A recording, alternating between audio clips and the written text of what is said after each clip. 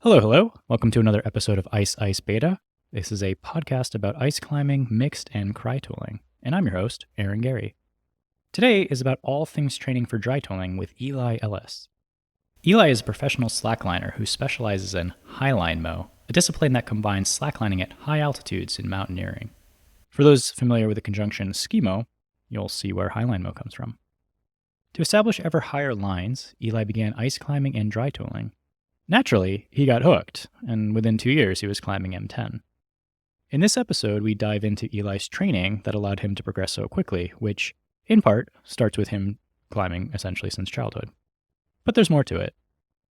During his career, Eli has established highlines throughout Colorado, pushed the boundaries of the sport, created a plethora of new tricks, and has even set a high-altitude world record. We'll talk about that and plenty of training for dry tooling. So, as we do, on to the episode. Hey, Eli. How's it going? Great. How are you doing, Aaron? Good, doing good. We are a podcast that is not about faff, so we're going to launch right into it.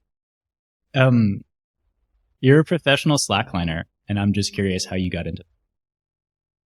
Oh, man. So when I first started climbing like 13 years ago, there was a slackline set up at the gym. And I would just a little bit before, a little bit after every session, I'd walk the line a bit. And I always loved it, but it was kind of a side thing. And then once I got to college, there was an event at the gym where they would rig a highline. And since I was 18 and on staff, they let me walk the highline. And I loved it so much that just kind of exploded from there. And I got really into it.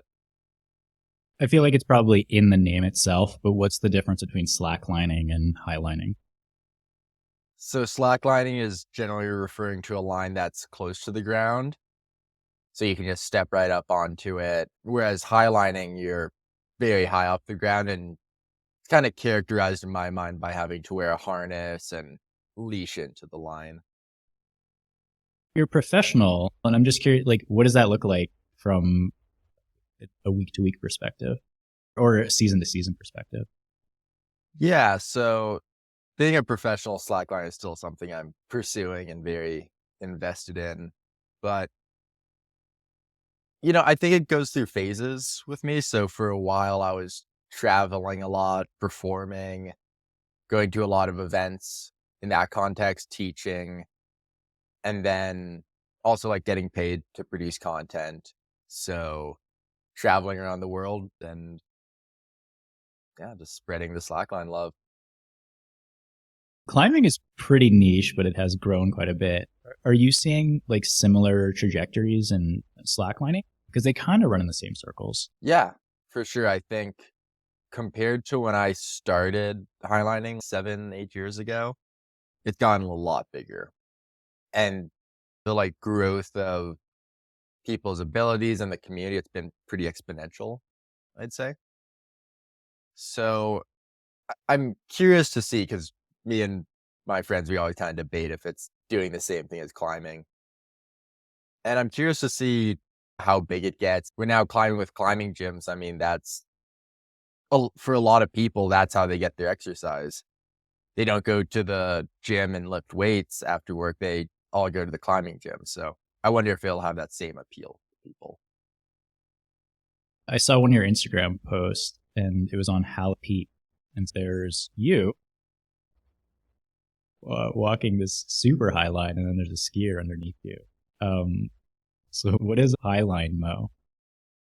So Highlinemo is a kind of term I'm trying to push to describe the projects I'm doing and some other people in the world, but it's a bit more niche.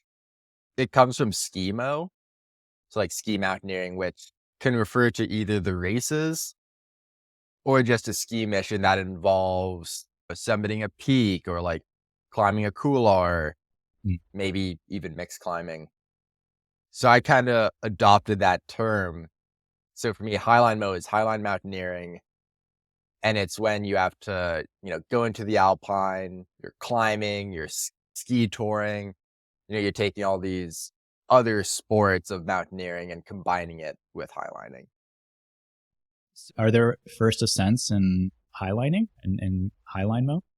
Yeah, so we've kind of adopted that term from climbing, which is funny because it's really a first across. But yeah, that was a first ascent. That was something I envisioned a year before that, and then took the time to like go bolt it, rig it, figure out all the anchors. I'm super curious, actually. Do you mind just talking about the whole process from, where you got the idea to like scoping out potential horizontal lines and, to bolting? Because let's just assume the audience doesn't know. So can you just walk us through the process? Yeah, so it starts with just seeing a spot where you think it's possible. You're like, okay, I have these 2 points high off the ground. Each side is steep enough. And yeah, I think there could be a line there. Um, and then you have to go and scout it. So I kind of went up with like a little bit of trad gear, some bolting equipment to see, can something safely be here? And that takes a lot of back and forth because I got to one side. I was like, okay, I can get some trad gear. It needs one bolt to make it safe, but I'm not just going to place that until I know the other side is good. So I go to the other side and check that out. I'm like, okay, this side can just go on gear. There's a tree to kind of A-frame and redirect. So that side goes natural. So then I go back to the other side. And because it's in Rocky Mountain, I hand bolted it, following all the good ethics. And that one went in fast. That was like 45 minutes for one bolt, I think. When you're going up both sides, are you taking like an altimeter with you and you're making sure that you're, relatively even then? Or how are you calibrating sort of like where to place bolt? Oh, I'm just eyeballing for that. I think too, when we're getting into rigging in nature, like you can't always make things perfectly level. So there's a line of, if I'm scouting something that's really bad, it's something that would make a line not possible. It's really off level. But I've rigged decently off level things just because I've wanted to highline like to a specific feature. Mm, And I'm like, okay, it's pretty off level, but it's what nature gave me, and this is too beautiful of a spot to not do it. sure. I want to keep being pedantic if we can details. Yeah. So you went up and you bolted first, and then you have to carry. Like I have no idea how you even rig. So you're taking how many potentially hundreds of meters of material to actually rig it up. Like what is that process like? Yeah. So for that line, we kind of had like three real riggers, and then I brought some people up to intentionally ski underneath me. I knew people would be skiing, but I wanted kind of people in my crew who we could time for aesthetics. And I brought up like, some photographers as well. So we hiked up really early when we knew no one would be skiing it because we didn't want to be messing with stuff while people were trying to ride it. So we started by like in the middle of the couloir. Me and my friend each took part of a tagline. So we used paracord and we hiked to either side and like got that paracord tight. And that way, while we were rigging, people were skiing underneath us and it was fine. But yeah, so you basically have to get like a tagline across, build your anchors, tag the high line across, and then tension and walk. And that line was like 150 feet long. Is your pack like similar weight as if you're doing like a mountaineering day? It'll be heavier a lot of the time. I mean, for that line, we brought more or less a rack of trad gear. We had all of our crampons, ice axes. Like I had to dry tool up on that feature. And then, the Highline itself, that's like 300 plus feet of material, and static ropes and leashes, tensioning equipment, on top of all the like clothing and layers for a normal day of mountaineering. So this is like it's like mountaineering. Yeah. Then you can Yeah. go extra high, like high line mo, go to the Andes or well, That's definitely something I've had on my mind for a while. Coming closer to Earth, you also do slacklining on waterfall ice. Uh, Yeah. Another wild photo I saw on your Instagram. This one was at Vail. Do you want to talk about that? Yeah. So this winter, I rigged the first highline to a freestanding pillar of ice. So to go into that, I talked to people who had rigged highlines off ice before because it has been done. And I spent a lot of time up there learning the characteristics of the ice, where I could put things in safely, how to do it without, potentially damaging anything for anyone else, how to do it so that people could climb while we were having our fun. And we were able to rig it up safely. We had climbers climbing at the same time as us highlining. It was a great time. It was cool to share the space with everyone. Just for context, you're rigging it up on the backside of the Fang. And were you using a bolt that was already in the wall, or did you have to establish another one? So one of my considerations with this line was not wanting to leave any trace. Like I was talking to some of the people who maintain the route and, I put time into to replace fixed hardware that season too, to put into that space and learn the ethics. And people were like, yeah, you can bolt something if you want to, go for it. But I kind of realized this line probably will never be repeated. And, if I'm not able to do it this season, when is the Fang going to come in again? Am I going to be in Colorado? There are all these factors. So I just went straight ice to ice so that I wasn't leaving anything permanent there. Understanding ice and the conditions and how it forms and what it's like that specific day, what did you learn actually being in that amphitheater? I mean, obviously, there's the natural things of on the really cold days, it was hard and brittle and really rough to climb. And then warm days to an extent are really nice. Um, but just how much it changes day to day, how one day I could climb the Fang and be totally dry. The next day I would climb it and I'd be wringing out my gloves after and kind of have to leave after one ascent.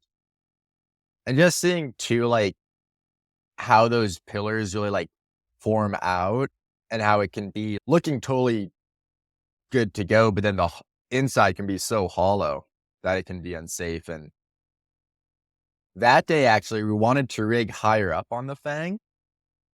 But so, to start, I led the Fang and Seventh Tentacle, to set up our lines and to assess the ice that day.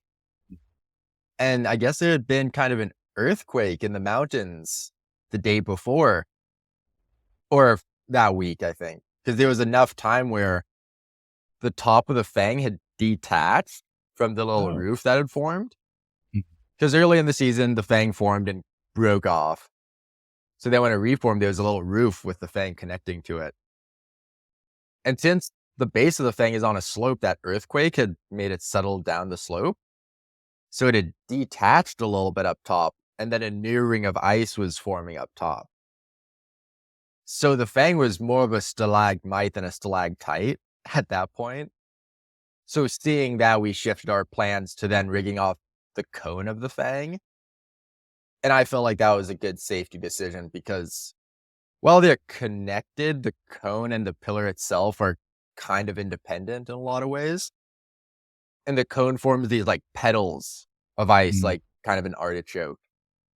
And so by rigging off the petals, this isn't really going to affect the Fang itself. Because worst case scenario, if a petal breaks off, that doesn't affect the Fang. And then I'm not pulling it in a way that would detach the upper section. That was a little compromised. I mean, you could argue that you were helping to keep it upright, preventing it from going downhill. Exactly.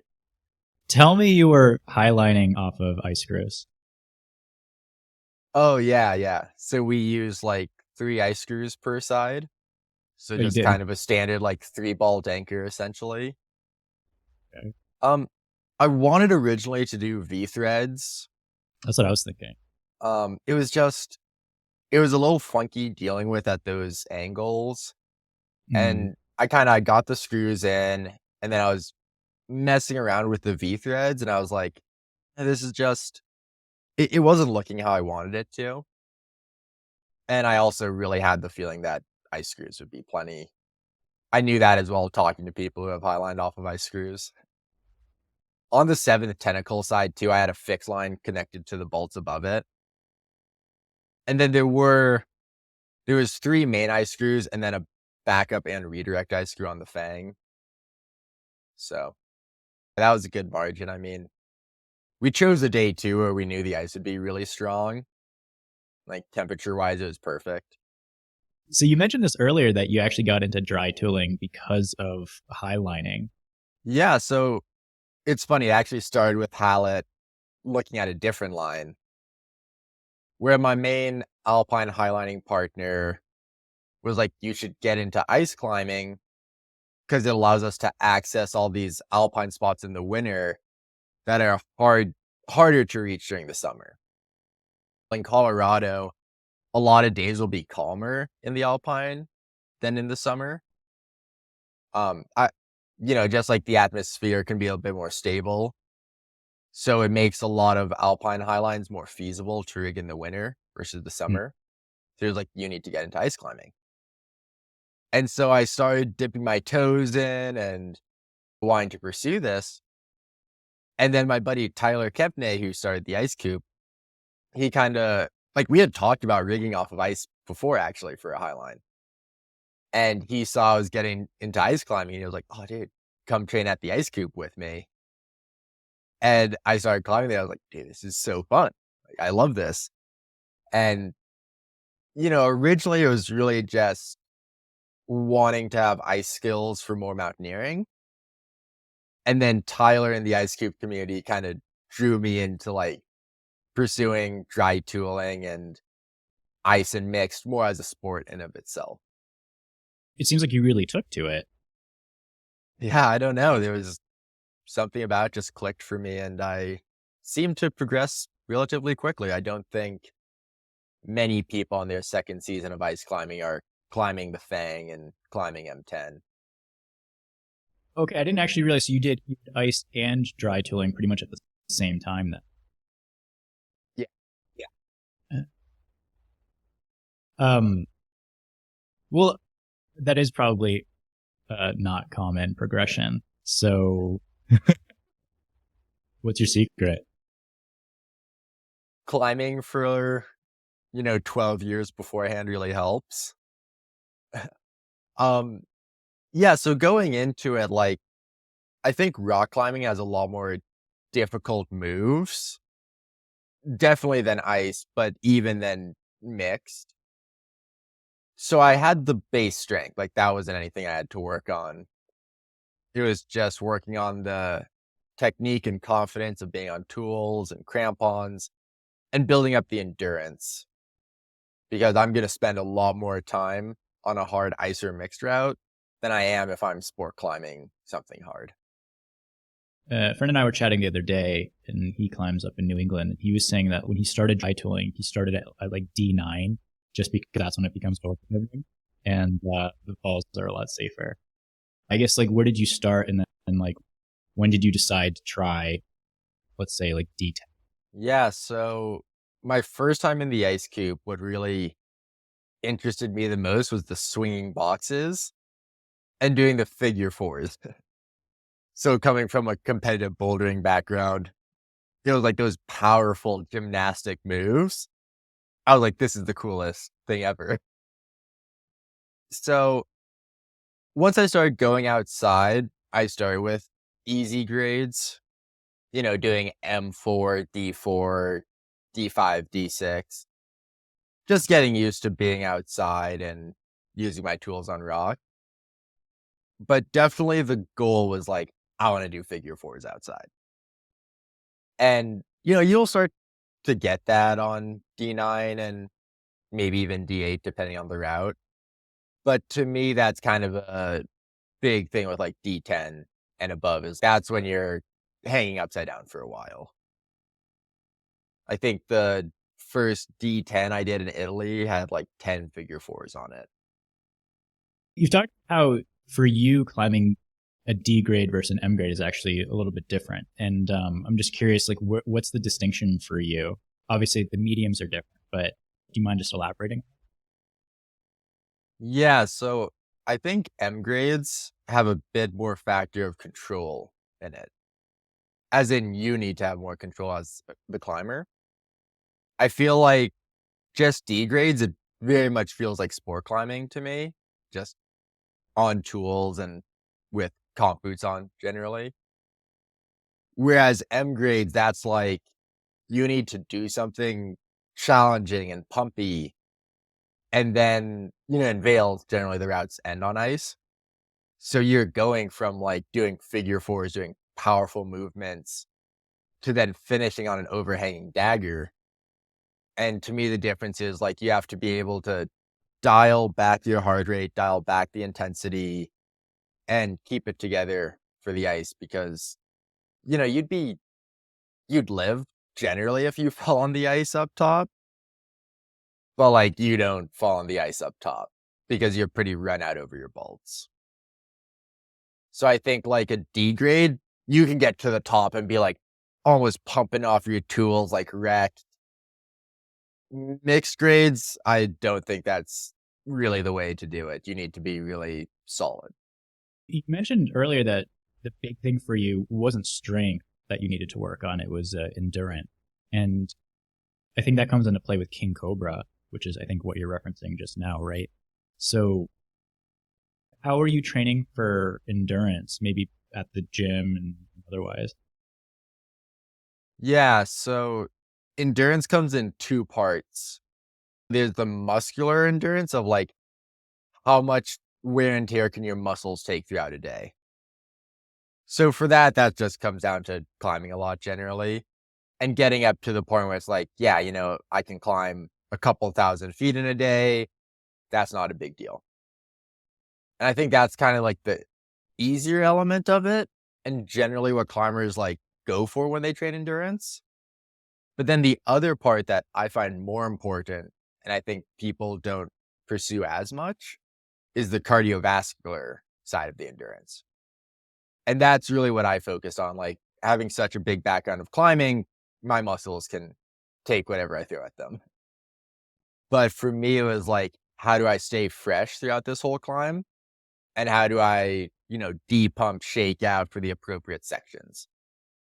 And that looked like running. So spending a lot of time on the track and being able to like raise my heart rate and then bring it down while being active and getting that lactic acid flushing really up to par. I would create track workouts that would simulate what my heart would be doing on King Cobra.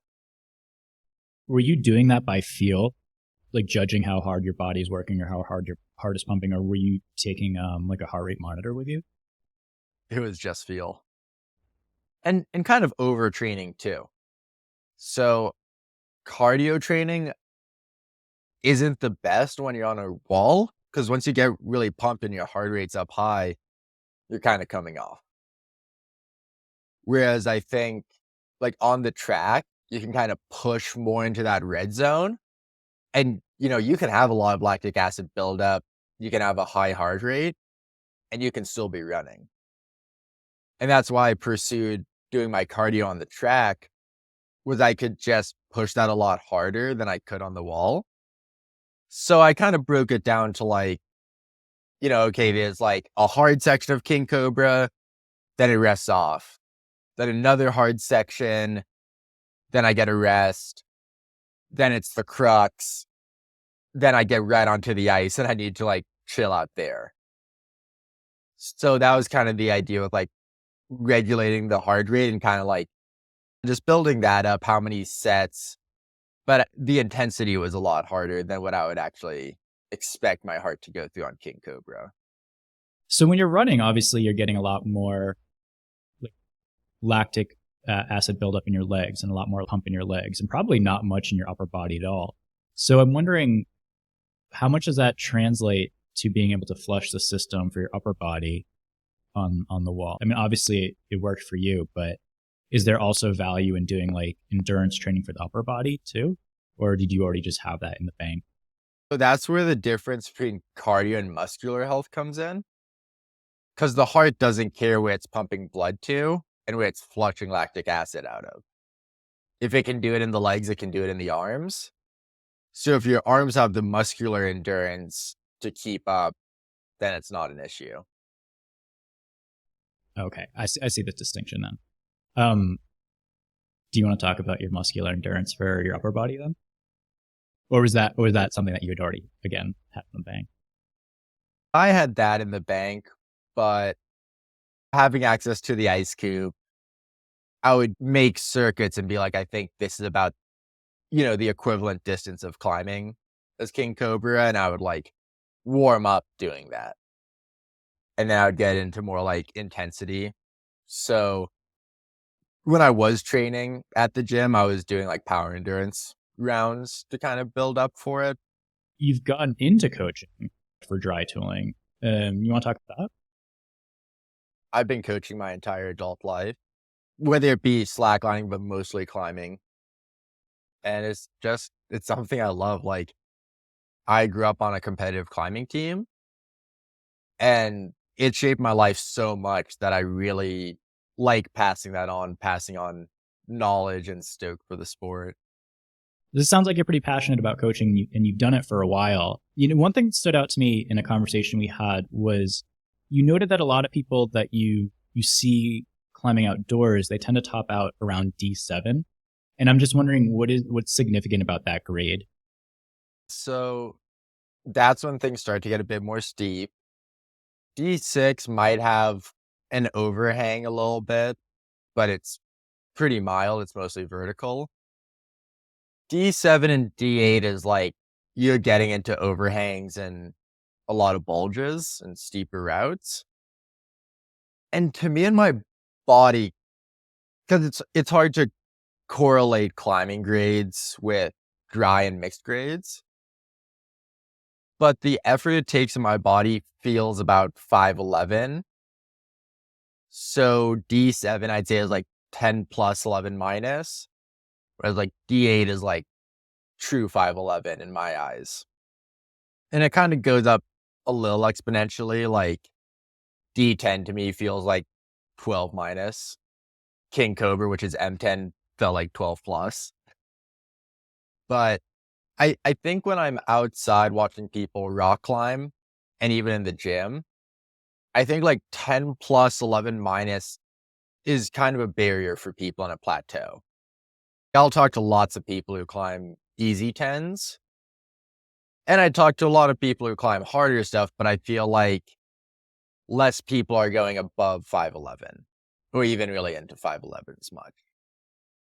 I just think that carries over to the dry and mixed grades as well, where like that's where that like 5'10", 5'11" barrier is.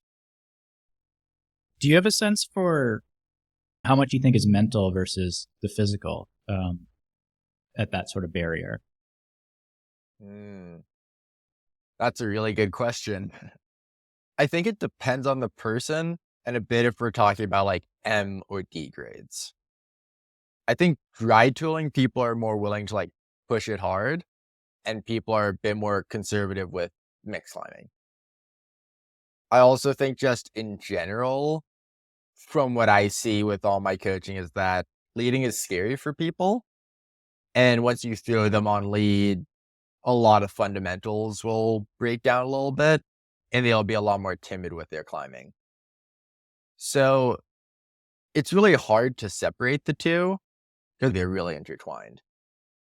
Like really strong climbers, you see they've gotten past that barrier where they know how to manage their fear when they're climbing harder.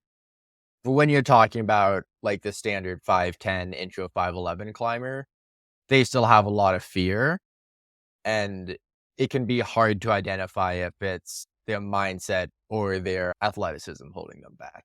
It's kind of one and the same almost. You're kind of describing me. If I don't climb for a while, I forget I know how to climb. And once getting back into leading, it's like, oh, can I actually do it? But is that a thing that's possible? And then you get back into it, and the muscle memory comes on. But there's definitely a hesitation and a barrier to wanting to try hard because I'm still uncomfortable with falling. I guess I'm curious, how much do you focus on the mental side of things with your client? A lot. So like I'm a private coach on movement. And I know for me and also talking with my peers who are coaches, a lot of our sessions will turn into life coaching. And that's a pretty common thread that I see with people. And it's really valuable. Like, you know, there's clinics all around that too. And I definitely really like to get into that with people. I mean, it's a really common thing. A lot of people really struggle with it. Almost every team or class or private coaching person I've worked with has some element of that, whether it's just fee on the route or like, frustration on a high gravity day. Like there's so much mental stuff that goes into climbing. And yeah, it's good to address it and work through it. I'll ask one more question about the mental side, and then we can go into training for different experience levels. For the mental side, are you able to, or could you maybe elaborate on some like tactics that you work with clients on? So, for example, I've heard of coaches implementing like a mantra that helps maintain focus. It might be something about like being present and just noticing, like relax and breathe and, look at the route and just sort of collect yourself and then sort of be tactical about it instead of maybe just pushing through and just going. It's coming into yourself. Things that you have tactics around for your client? Yeah. So I really like having people take more whips. So just some good old whipper therapy. I know that's what helped me a lot. And for that, I kind of like to start small and build up. And if people are really struggling with letting go of the wall and taking their falls at all, then the little like mantra or thing I'll give them is like treat it like a roller coaster. Like when you get to the top of a roller coaster and your heart's like, oh no, I don't want it to go. Like, I don't want to be here. But you have no control and it drops and you have that moment of fear and then you like settle into it. So I'll coach people to kind of like be on the wall, take a deep breath and yell roller coaster and let go and just kind of embrace like, yeah. So I've had sessions where my clients are just taking these falls, yelling roller coaster in the gym, and everyone's looking over like this is so weird. That'll be the first thing that I do when I go back to the climbing gym. I love it. And for me too, I worked through a lot of my fear of highlining, which the fear is different. Like rock climbing, you're in more dangerous situations generally. It's a lot easier to get hurt. But highlining is way more exposed. And you're not dealing with like a solid medium. You're dealing with a wiggly, unbalanced medium. So working through the fear up there, I really like that was my mantra is I was like, just force yourself to stand up. It'll be safe. What happens, happens. Like embrace the roller coaster. So I've just kind of like taken that and adapted it to rock climbing. Let's move more into training and the training that you're doing with beginners, intermediate. I'm not sure if you're working with advanced climbers, but maybe you can define sort of the categories of people that you're working with. No one likes to be put into a box, but for the sake of this conversation, why don't we do that? And so let's sort of like outline what type of client you're working with and, what are you doing with this different groups? So the first group would be beginners. I'll definitely work with people who have maybe climbed a little bit or who have never climbed before. When I'm working with someone who's never climbed before, I want to like all of these kind of break down to the three basic pillars of training that you'll hear a lot, which is endurance, power, power endurance. Beginners just start with endurance, just start by getting them on the wall a lot. That also leads into building up technique, but we all kind of shelve that for this. So I just want them to get that base muscular endurance I was talking about. I'll work a little bit on cardio with them and I want them to develop that. But a lot of it is just getting their muscles primed to be on the wall and be able to handle longer sessions. Once they have a good base, we can start working on power a little bit.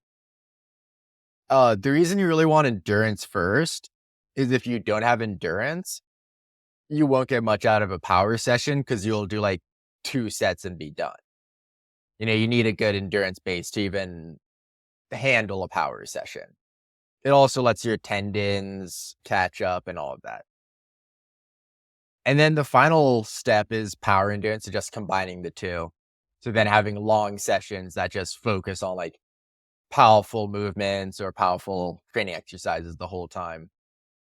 And power endurance is like, if in the power workouts, I'm pushing them to 100, we're kind of aiming for like the 80% mark with power endurance, but for a more extended period of time.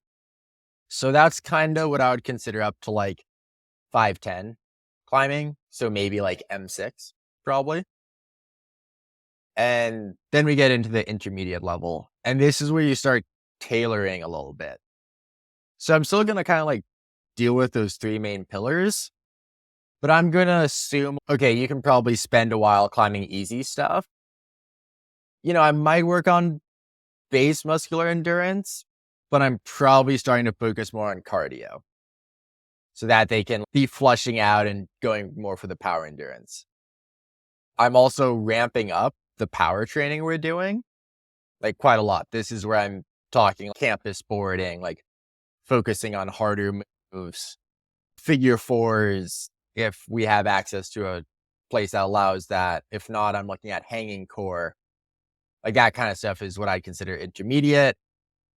And then as soon as I can, I'm starting to introduce power endurance. Then that's kind of leading up to maybe getting into 12 minus, but definitely like 511, M7, M8. That's kind of where I would, place that. Now, once we start getting into like 12s and M10, D10, like those harder grades, this gets into really catered training. So I'm still going to take those 3 pillars, but I'm really going to look at what does this individual need to work on. So for instance, unless you're competing in ice and mixed climbing, figure fours that you're going to use outside just don't take a crazy amount of strength, realistically. And then if you're an advanced climber, you've built up pretty good muscular endurance. So this to me looks like mostly power endurance training. And I've read a lot of articles where the classic mindset is you can only train power or endurance, one or the other, not at the same time. But me and like other coaches and high-end climbers I'm working with, I'm working with climbers up to like 515 as coworkers. And we kind of all agree it's like when you're at that level, you're just hitting power endurance the whole time. So like my exercises, even if I'm going to the track, I'm doing power endurance, I'm doing sprint intervals. Now, like a track day, that's going to be more focused on endurance than if I go to the ice coop and, I do figure 4 circuits. I'm going to be trying to do really big figure 4s, and that's going to be more on the power side. So I still have endurance and like power days, but they're all power endurance days.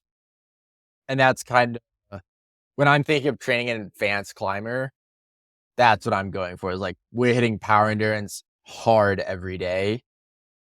And we'll have sub focuses in there. So for endurance, I'd say sprint intervals. That's like the biggest one. That's what worked for me. If you don't like running, do it on a rowing machine, do it on a bike. That's what's going to be best for your cardio. Like if you follow big ice climbers and mixed climbers on Instagram, like they all trail run. I really like doing it on a track personally. Like I do love trail running, but I think a track is really good for, I'm going to sprint this section, run this section, sprint this section, like break it down by mileage. I'm a big fan of that. I don't really tend to run more than 3 miles, but those 3 miles, I'll really like kick my ass. Then getting into like climbing gym kind of stuff, I'm looking at hanging out at my like max onsite level for as long as I can, and then sprinkling in a little bit of red point level. I hate seeing hang dogging when you're training. If you're hang dogging, lowering it on something else. But you want to see how long you can maintain your high level on the wall. And then if you have access to dry tooling facility, how long can you figure four? And then once you get on the wall and you're not figure fouring, like max reaches every move, big ups, big drop downs, just as many powerful movements as you can. And then also hanging core. For me, hanging core is like one of the biggest fundamentals of any climbing training, but especially mixed climbing because we're just figure fouring all the time.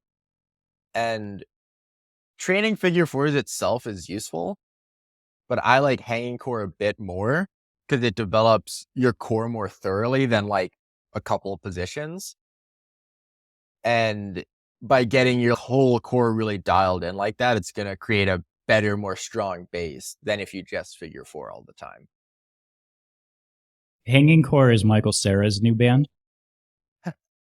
Right? It sounds like mumblecore to me. Like, so that would be things like toe raises or like slow leg lowers and things like that, or is it Yeah. more sport specific?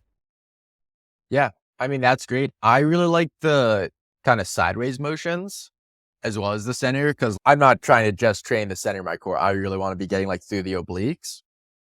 And so I like to do body rolls, which is just toes to bar, but you can actually bend your knees up. So I'll go like one straight, one to the side, one to the side, and just repeat that. And just doing sets of that. And I find that if I'm training at the Ice Cube, my favorite dry tooling facility, I find that if I'm struggling with figure fours, I'll just stop climbing and I'll just go to the bar for a few sessions and just spend the time doing that exercise. And then I come back and I'm like, oh, my figure fours are amazing again. Like, perfect. So you're talking about climbing at red point level and on-site level, and then if you're hang dogging, just get down. And so that's an indicator that maybe your form is starting to slip. So are there other tells perhaps of when to reduce the intensity because you might be, let's say, ingraining bad form or bad behavior? I mean, obviously, if anything's like hurting or feeling tweaky, back off. Coming from experience, it's way more worth it to take like easier training sessions or a couple days off than cause an injury that puts you out for months. It's very easy to get tunnel focus on every training session must be perfect and I have this regimen I have to hit. But yeah, like I just partially tore my intercostals training. And yeah, that day I was like, I need to train today. Like it's my schedule. But now I've been out for a month and I'm like, well, it would have been way better to miss a day of training than have that happen. But at the same time, so like you mentioned form deteriorating, it's definitely a real point of like, you know, digging yourself a recovery hole. You don't want to be going too deep into that. And you also don't want to be pushing yourself to the point where like you're falling apart and doing something dangerous. But at the same time, I found a lot of benefit to climbing something hard when you're tired because that makes you focus on your form more. Mm. So if you can do that consciously, I think that's really valuable. Like, so when I was training on the competition team, when we were in the middle of comp season and we were training hard, it was hard workout Monday, hard workout Tuesday, and then like medium workout Thursday. So our only project time was Tuesday after our first workout. So we were already 2 days on. We were tired. We would go to the Alpine Training Center in Boulder. It would kick our ass. Like kids would be vomiting and everything. And then we'd have half an hour after to train or to project. And that was the only structured projecting time we had. And it was brutal because like we all had stuff we wanted to climb and we wanted to climb and have fun. But what that taught us is, yeah, you're tired and you want to climb something hard and have fun. Like, how are you going to compensate? And I think that was something that was really important for us and also gets into like the performance aspect of stuff because there's a difference between, training and then performance. And if you can integrate climbing tired and climbing hard stuff tired, then when you go to perform and you're cruxing out on a route, you're going to be able to fall back to having that like focus and good form while you're tired. So it's something to be careful with, but I think climbing hard when you're tired is one of the best things you can do for your climbing. Again, going back to self-awareness about, being able to evaluate if you should continue training or not that day, or how you're performing these exercises. And in that moment, is it more of just like a mindfulness? Like, how are you evaluating when to push when tired versus, I'm not quite sure how I want to ask this question. I know what you're getting at. Yeah. So, I mean, that is a hard thing. Like, that's kind of, I think, where my intercostal came up, because while I was training bouldering, like, there was no twinges before, but I just pushed through a move that tweaked it. I sent the climb and everything, but it caused a partial tear. And that can be hard to identify, because I think in climbing, there's an inherent amount of pain. So whether that be like your fingers hurting on a crimp or dry tooling, like, your hands start hurting after you hang on the tool for a while. Um, and then we're really pushing ourselves in our body, and there's muscle fatigue, muscle aches, and we're constantly pushing through these like baseline levels of discomfort and pain, I'd say. So it can be difficult to identify when that's appropriate and when it's too much. What I start looking for is like coordination. So if your coordination starts to really fail and you're feeling really shaky, that's kind of a good time to come off. Being really mindful and focusing on technique, but when you're getting to a point where that doesn't even work, like dial it back, maybe call it for the session, depending on exactly where you are. And I mean, that is where having like a coach or someone comes in, someone to be a third party to identify that. Working with people, I'll see them maybe trying really hard and thinking they can keep going. And I'll start recognizing the signs of serious fatigue. I kind of be like, okay, we're done with this. Like, we're doing something else, or hey, our session ends early today. As a general heuristic, is it also recognizing your ego too? Because I feel like oftentimes it's like, oh, I can just keep going. I want to keep going. Like, I'm not that tired. And it's also the fun component too. I can step back and identify the injuries I've had over the course of my career. And most of them come down to ego. Most of them are like, oh, I'm feeling good. I want to keep pushing. A lot of things I identify in people too. Someone will be like really motivated on training, and they're like, yeah, when I train, I'm always at this level. And they'll, even on a bad day, be trying to push themselves to that level. And it builds up overuse injuries, or that's when they tweak themselves. So I really think trying to remove any preconceived notions of where you should be and just focusing on the body is big. And it's hard. Ego is a really real thing. What's interesting is power endurance for you. You're saying you're calibrating to like 80, 85% of maybe max power. And that's a thing that has to be calibrated for you. Does that change depending on your energy level for that day? Like if I'm tired, let's say I'm coming into a session at 70%. Am I then taking 70% as my max power and then bringing it down to 80% of that? Or am I still sort of going with my normal? Yeah, absolutely. Scale it back. If I'm working with someone where I'm like, okay, I know generally maybe your max is like 10 body rolls. So we're going to do an exercise where you're doing like sets of 7 to 8 body rolls. But if pretty early on they're not hitting those marks, then I'm going to be like, all right, let's dial it back down to 5. There's different time frames for body recovery cycles. So there's the like day-to-day recovery, and then there's the like seasonalities. And this gets into timing your training with when you want to perform. Like people will commonly feel like fluctuations with, oh man, I'm feeling really good. And then, man, I've had a couple weeks of not feeling good. And I'm feeling really good for a month. And that comes and goes. That's really real. And then also dealing with like high gravity days. I really look at high gravity days as like, that's the best opportunity to get strong. Because if you can be climbing and training well on a high gravity day, when you're on a good day, you're just going to be that much better. But then definitely like dialing things back, not getting frustrated and quitting, and then not trying to pull through to a max level, letting yourself dial it back, get what you can out of that day, but recognizing this is a hard day for me. I'm going to approach it differently.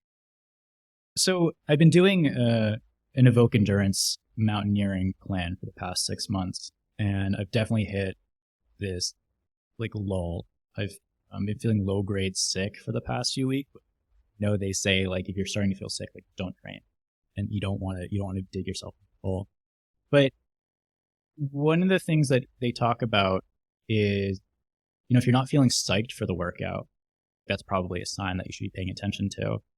And so they'll oftentimes hedge and say, just don't do the workout because that's your body telling you something. But you're here pushing, like, if you're tired, go hard. Yeah, I guess I'm just curious, like, your thoughts on like their perspective. And maybe I'm not doing it justice because I'm not providing enough context or where they're coming from because I don't know fully what their rationale is. But yeah, I guess like, is there merit in that approach from your perspective, and sort of how do you evaluate the psych factor? I totally get where they're coming from, and I think it's very valid. And the way that like you're phrasing it, which I'm gonna take as like a paraphrase of what they're saying, I think is a good way to frame it in like an online course where you're not directly working with someone. I would kind of err more on the side of caution.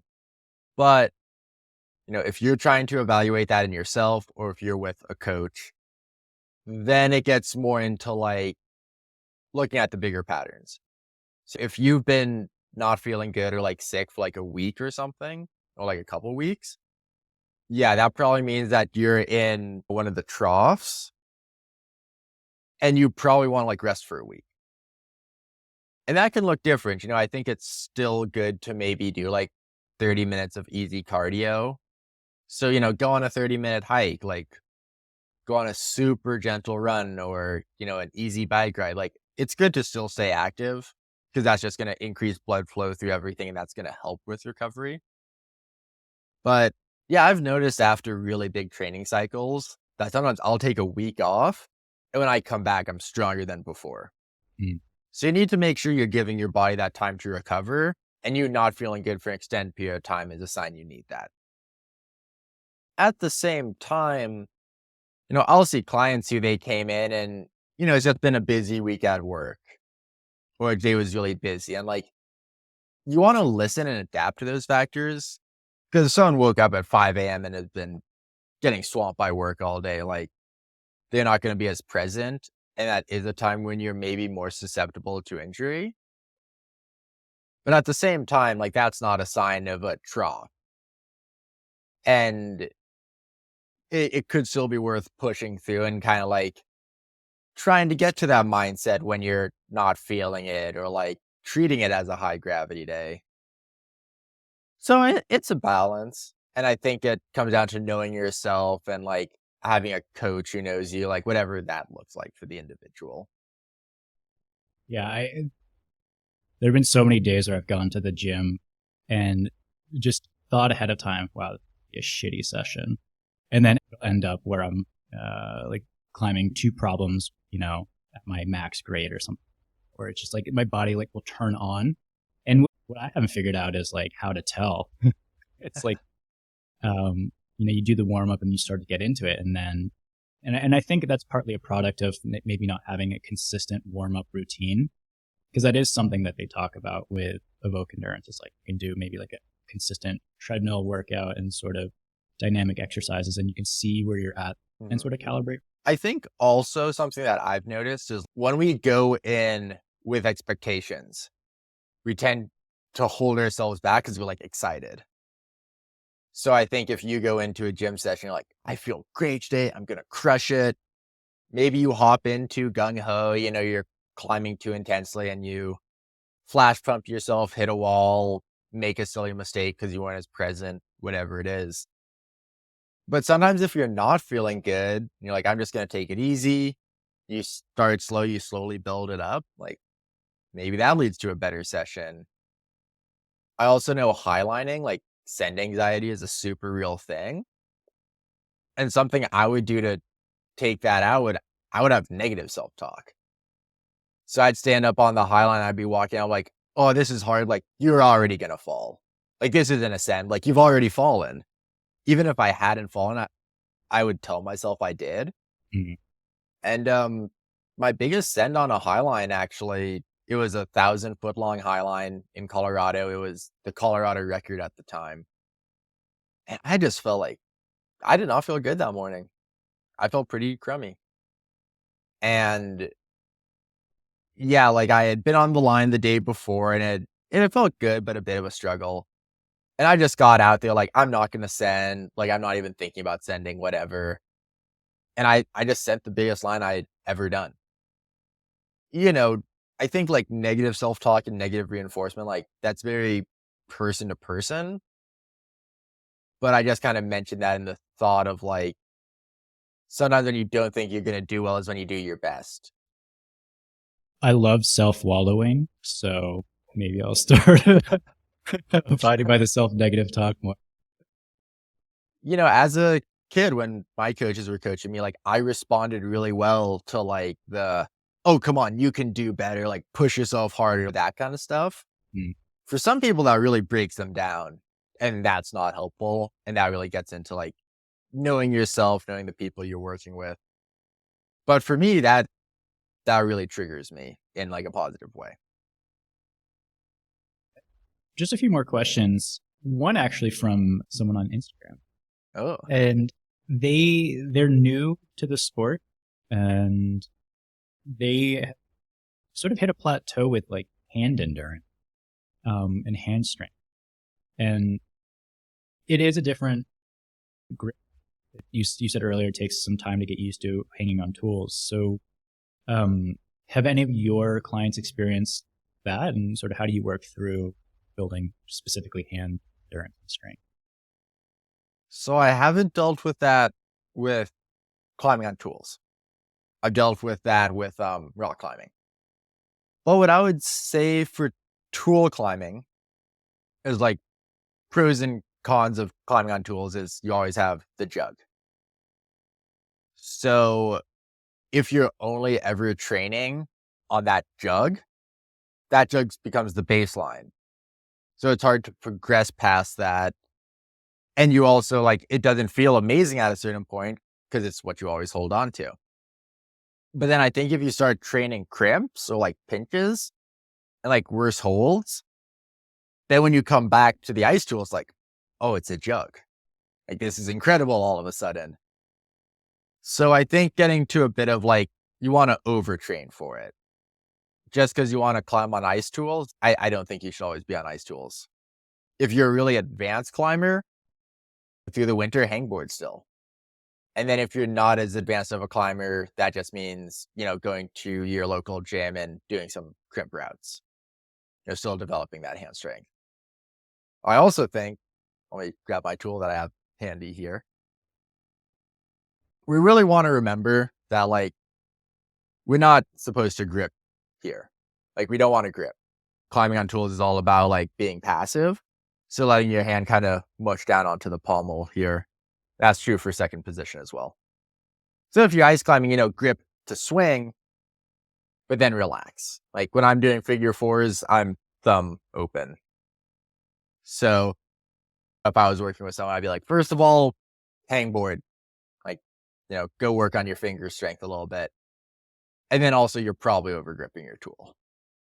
For listeners who aren't able to see the video right now, do you want to just describe sort of how relaxed your hand is? So from what I saw, your hand was sort of fully extended, your thumb was way off, and you're kind of hanging. It looked like you was like 2 digits on a hangboard almost. Yeah. So the way I would describe it is like, think about the difference between like a closed crimp and like a fully open-handed crimp. You kind of want to be having your hand open on the tool. So a good metric is your thumb should come off the tool. And then it drives me nuts with ice tools, how they have that little like ergonomic bump where your pointer finger is supposed to go on top and the other is below. because that trains your hand to be high up on the tool and like grab there. And that's why I shape my tools, is so that my hand more naturally wants to like slide down to the bottom. And yeah, I just let my hand kind of like mush into that pommel.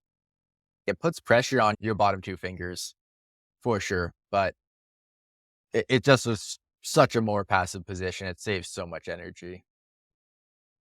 The hand pommel mush. I mean, that's why, like, even though I modded my tools, like I'm on the extremes, I keep that pad that they give you on there always because it adds that little cushion. I've been on tools where it's just like a metal little scoop for the pommel, and that hurt like a lot. So I'm a big fan of the racket tape. Like, yeah, wrap that up, like put some padding there for sure so that you can like comfortably let your fingers mush all nice in there. I'm not even going to go into my BD fuels that I had all of last year. Hated the BD fools is what I called them, because it just had like, first of all, it was a single piece of metal extrusion, and it wasn't consistent and uniform. It kind of came out like a cobra's head towards the middle, so you couldn't bite it. And if you did bite it down low, it would like tilt your head away. Yeah. This is my last question. And I lied, there's two more, but the last one's a gimme. Like, because dry tooling is so, it's not new, but it's growing in popularity, and not everyone has the luck of living in Boulder.